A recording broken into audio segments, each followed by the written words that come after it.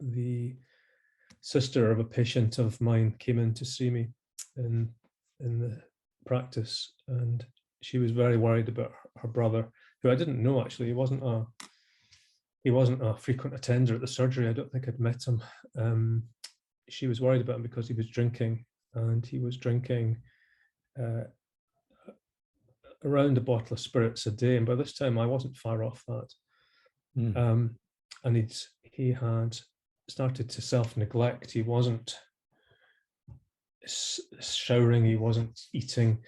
His house was a mess. And she thought he was going to die, and he possibly was, actually, listening to the story. So he sounded in a pretty poor state. So I said I would come out and see him on a house call. And she said, "Oh no, he's too embarrassed to have you visit the house because it's such a mess." He said, I'll get him cleaned up as best I can, and I'll bring him in."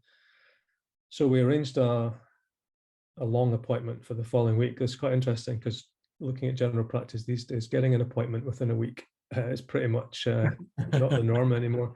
And getting a double appointment, that's remarkable. But however, back in the day, it was possible to do that. So I saw him, and yeah, he was really vulnerable and needed quite a bit of help. So we took a history, examined him, took some blood tests, referred him to the local alcohol clinic. And afterwards I thought, I definitely was aware he was drinking about the same as me, but I also was aware I was helping him, and I was sitting, running or being part of a general practice. And the two things were not that comfortable in my mind, but they were certainly separate, that his drinking and my drinking were different things.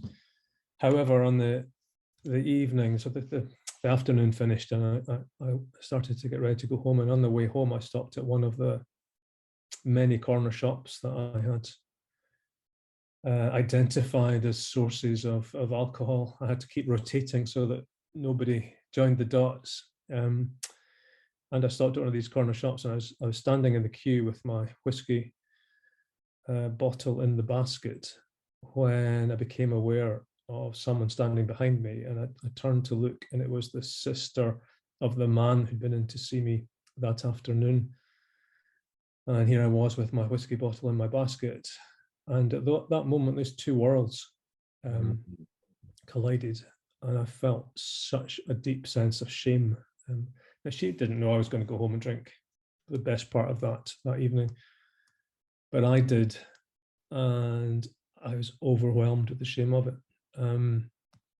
And my answer to shame that night was to drink, but it was definitely part of a process of becoming ready to ask for help.